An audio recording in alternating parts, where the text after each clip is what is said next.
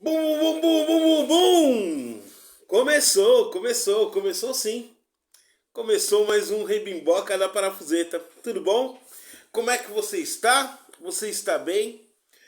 O Brasil tem mudado, olha que maravilha, olha que coisa fantástica. O Brasil tem tomado uma nova direção.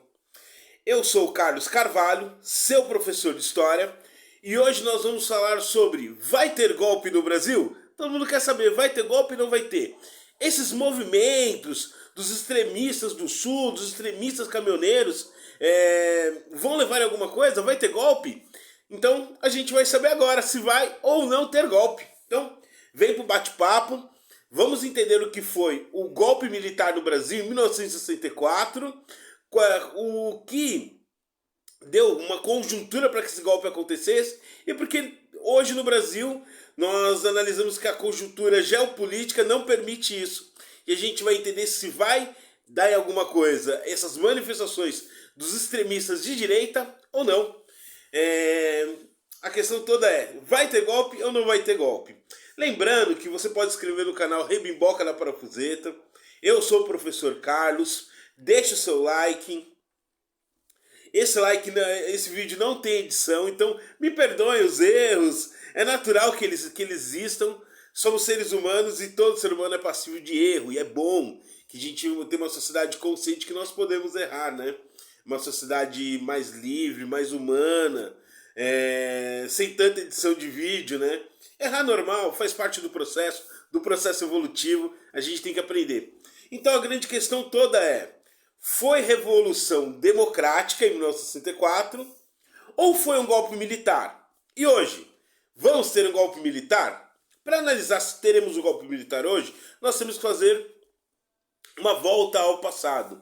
E nessa viagem que nós vamos ter ao passado, nós vamos falar sobre o golpe militar de 1964, 64, para ser mais exato, no dia 31 de 3 de 1964, fazendo a deposição do até então presidente João Goulart, que era um presidente que assinava com pautas sociais como uma das que mais irritaram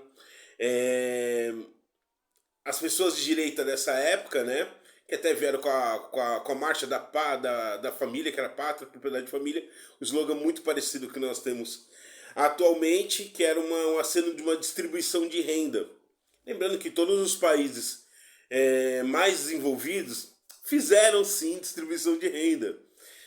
A gente pega aqui nos Estados Unidos, na sua colonização, na vida de outras pessoas como outros povos como os irlandeses, teve sim uma distribuição de renda. E é natural que tenha uma distribuição de renda. É natural que seja assim, para que as pessoas possam se assentar, se estruturar e a partir daquele ponto evoluir. Sem estrutura, sem condições para que tenha um desenvolvimento saudável, consistente, nós vemos o crescimento das favelas, que é algo muito comum, né, na sociedade brasileira nos dias de hoje, onde as pessoas, sem ter para onde ir, vão para locais que não têm condições de saneamento básico, estrutura péssimas, a infraestrutura é péssima de locomoção, higiene, escolar, educacional, e a gente percebe que sim, nessa atuada, nesse caminho, o processo evolutivo vai ser muito maior. Muita gente fala a favela venceu. Eu não concordo muito com isso.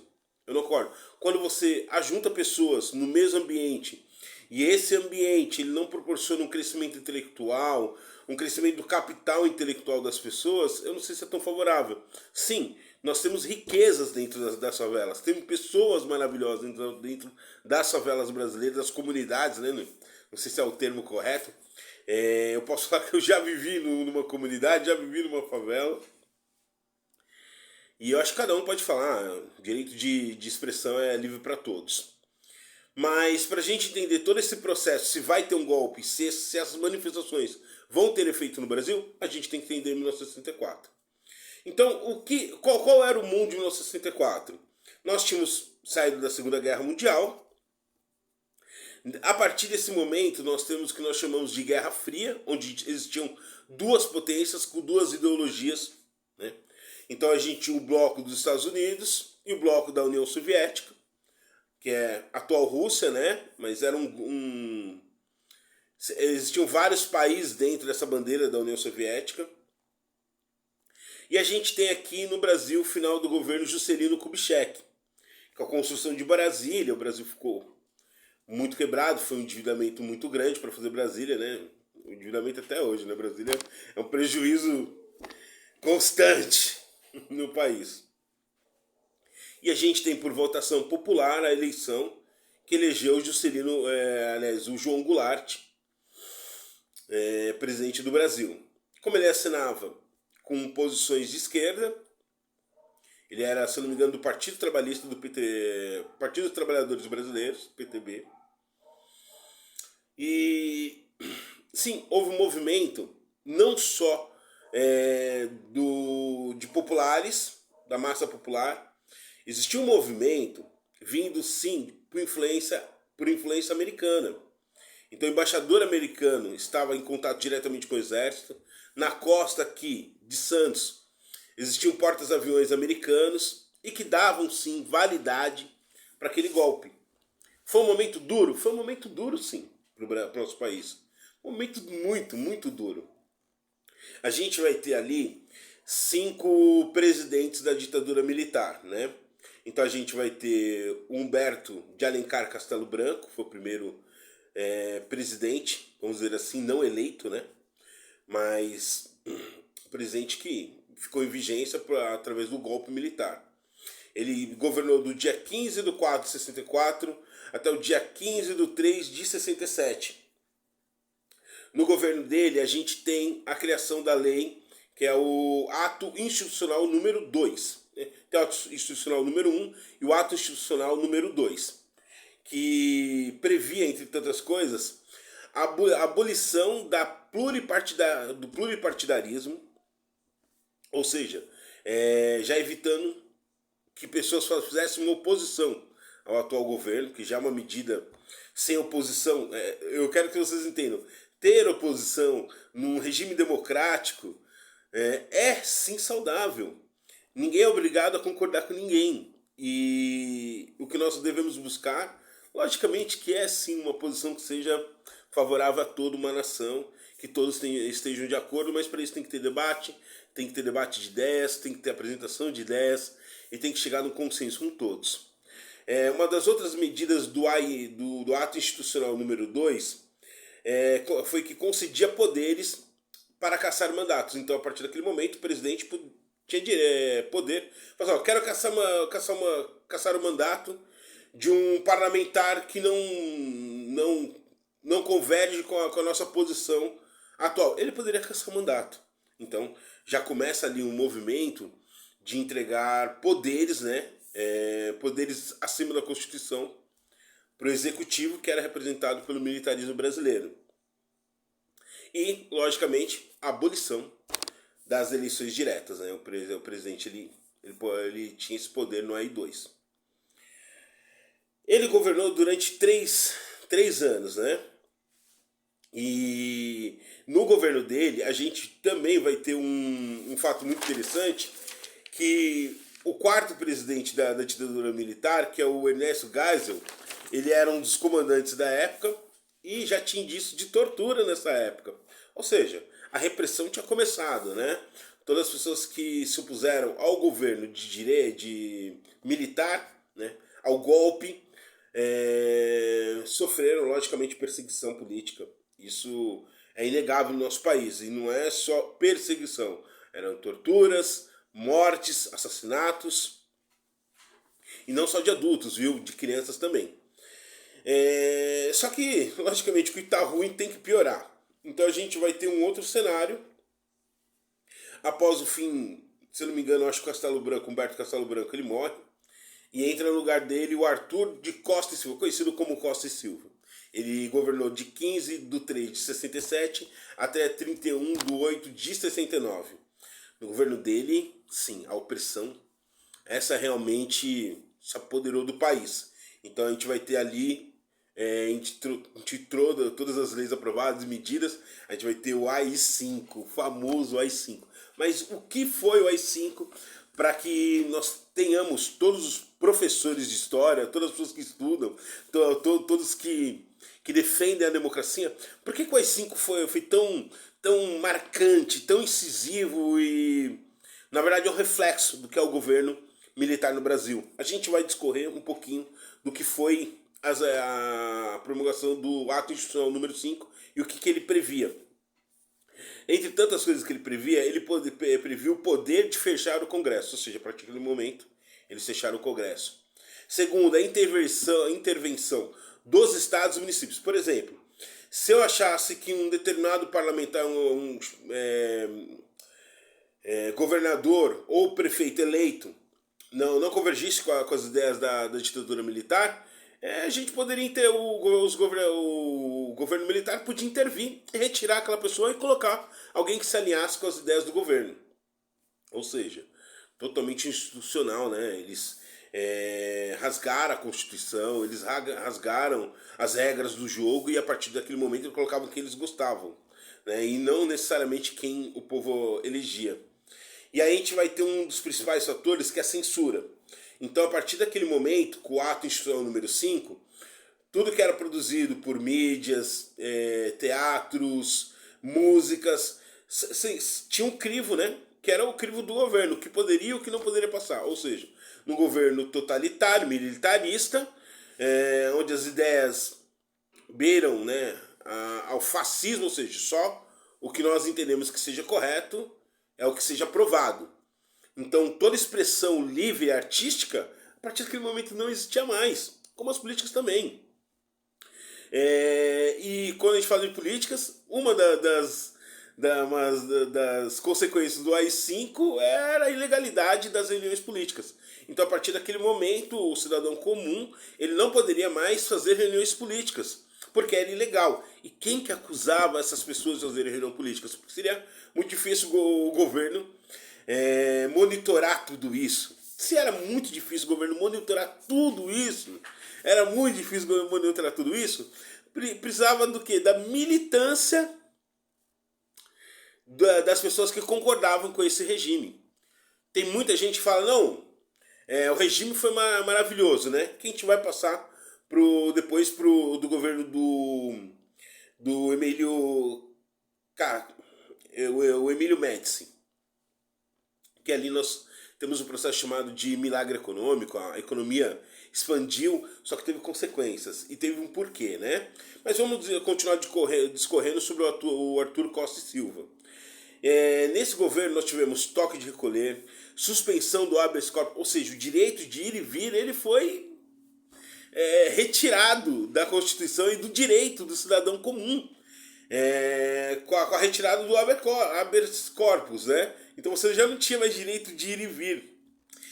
A destituição de funcionários públicos, então a partir daquele momento também você era um concursado, eles queriam te destituir do cargo? Não, destitui sem problema algum, ou seja, eles tinham autoridade total e plena na máquina do Estado e sim sobre a população civil brasileira. Teve suspensão de direitos políticos,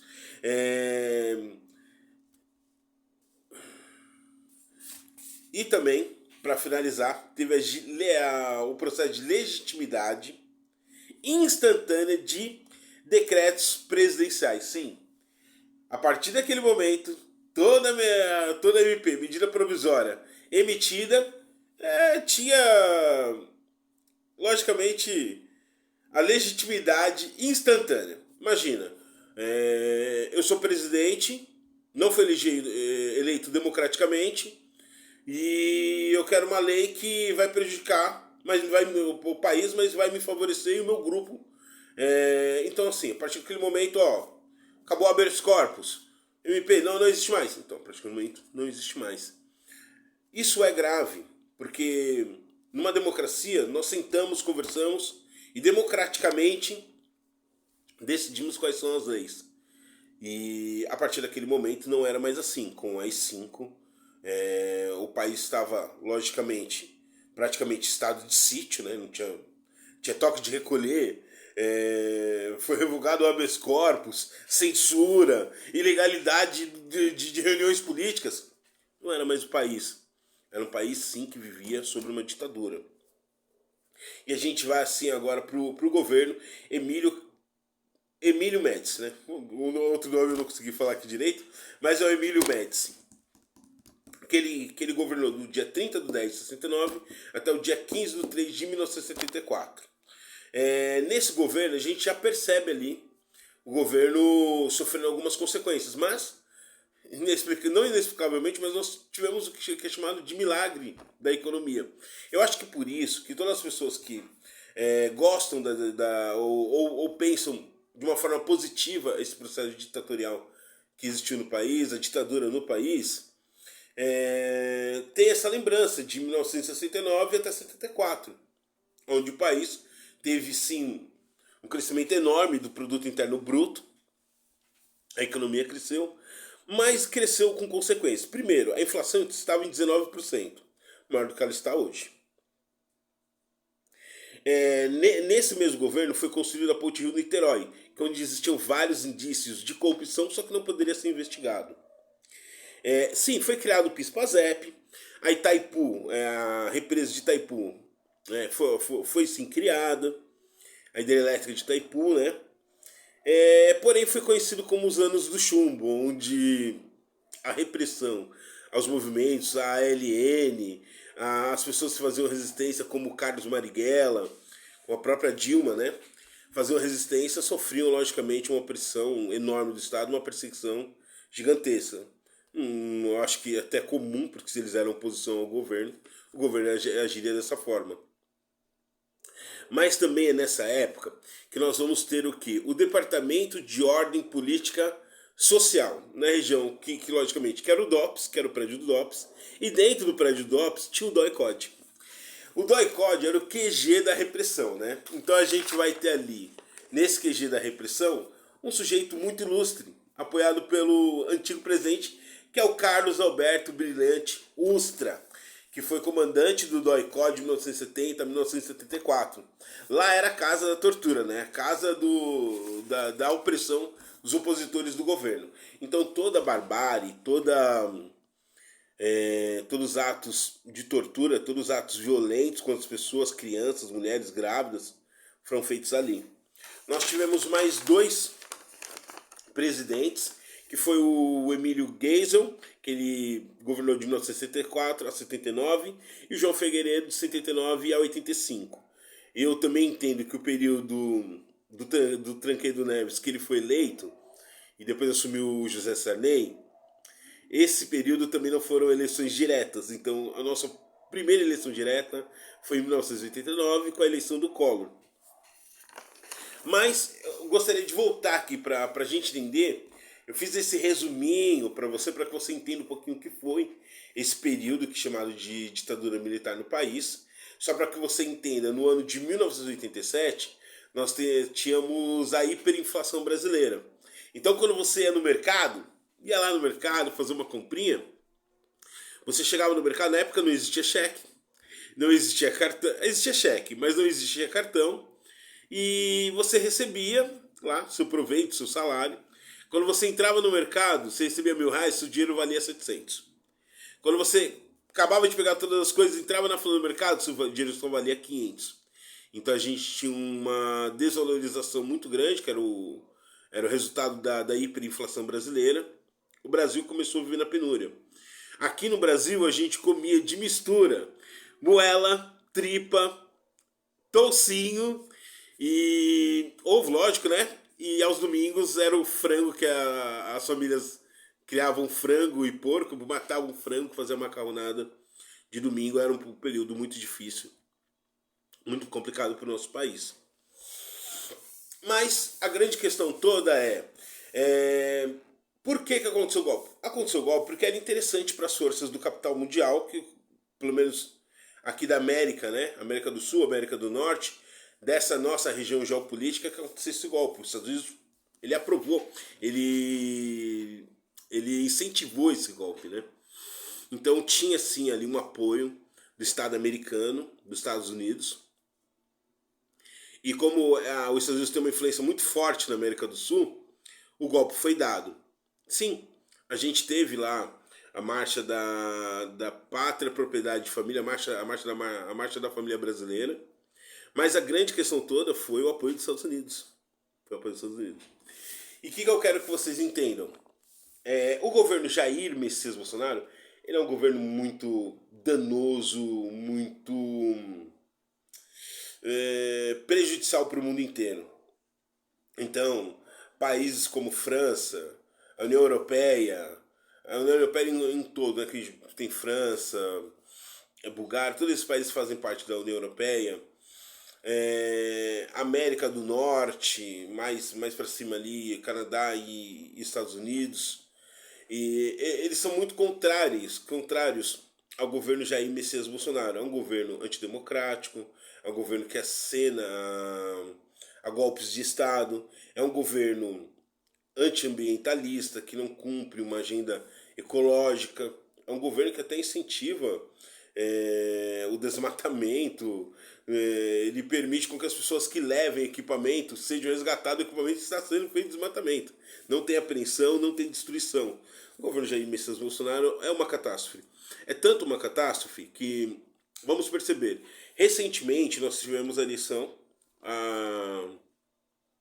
o presidente Luiz Inácio Lula da Silva veio para o seu terceiro mandato, e a partir desse momento nós já tivemos uma queda do dólar considerável, ou seja, são 3 quedas. Ele caiu de 5,40 para 5,15, depois para 5,10 e agora fechou em 5,3.